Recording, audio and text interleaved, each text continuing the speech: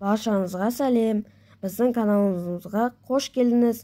Мен сіздерге балғын саңырауқұлақтың рецептін көрсетем. Алдын ала біздің каналымызға жазылып, лайк басып, коммент жазып кетсеңіз, өте қуанышты болатын едім. Бұл саңырауқұлақтың рецепті оңай, көп затын сұрамайды. Ал ең маңыздысы, бұл саңырауқұлақ бүкіл отбасымызға ұнады. Бұл рецептке бізге тауық еті, саңырауқұлақ, ірімшік, картоп және пияз керек. Біріншіден, саңырауқұлақтың аяғын кесіп алып, ішін абайлап тазалаймыз. Ішін қасықпен тазалаймыз. Тағы ішіндегі заттарын пышақпен турап сақтап қоямыз. Бұл жұмысты істегенде жайлап, абайлап істеу керек.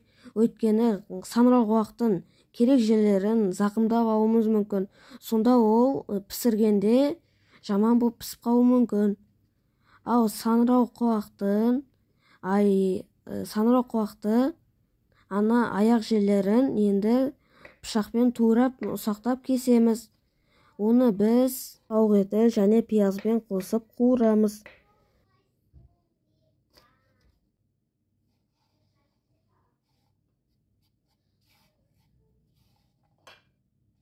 Пиязды төртбұрыштап, ұсақтап тураймыз.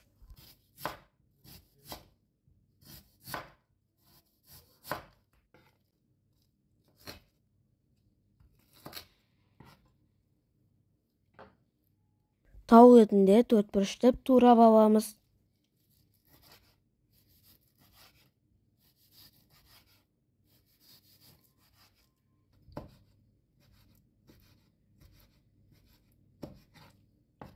Картопты жұқалап, турап, суға бір қайнатып аламыз.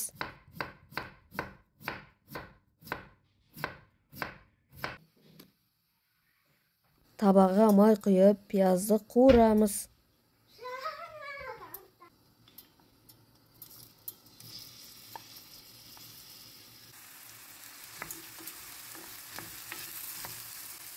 Пиязды араластырып қуырып алған соң, оған саңырауқұлақты қосамыз. Жей шашына қолым болсын.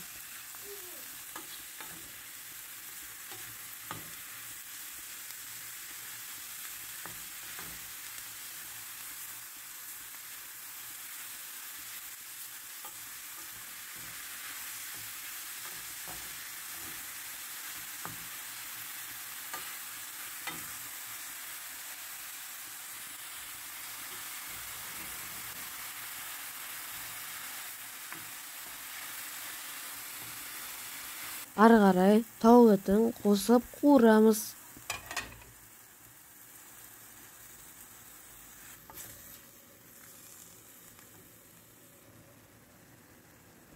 Дәміне қарай тұз, қара бұрыш, қызыл бұрыш және менің анам тимьян қосты.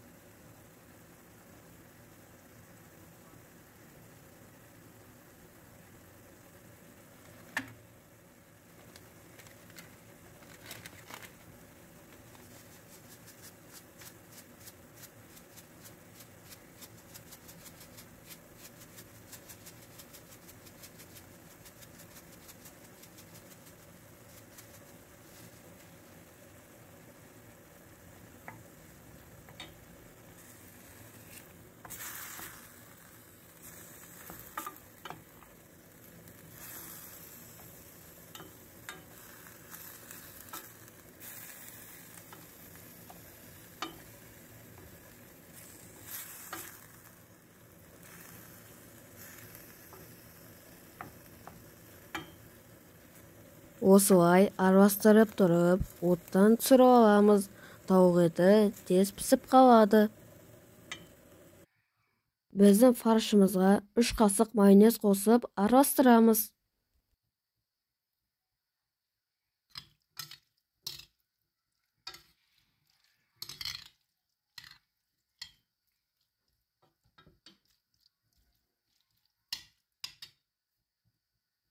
Фаршымызды сандыраққуақтарға толтырып саламыз.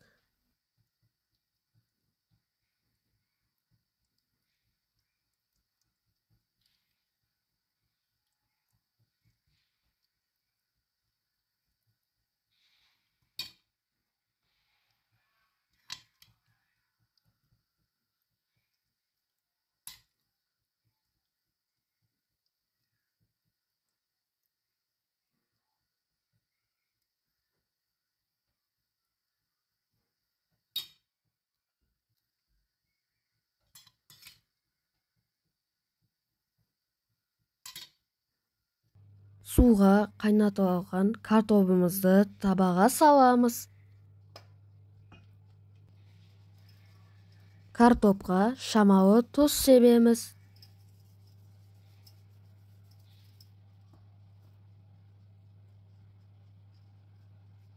Біздің фаршталынған сандыраққуақтарымызды картоптың үстіне қоямыз.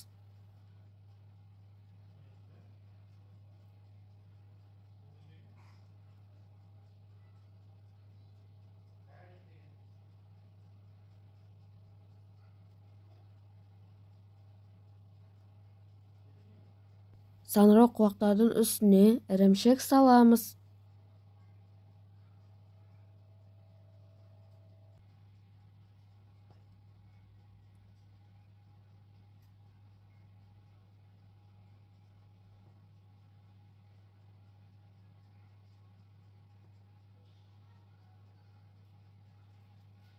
Енді қызып тұрған пешке 25-30 минутқа пісіреміз.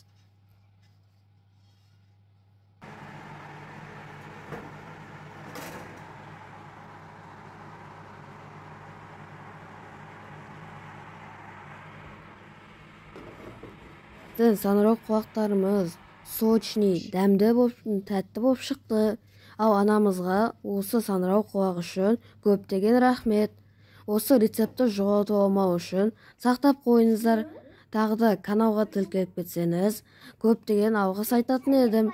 Сау болыңыздар.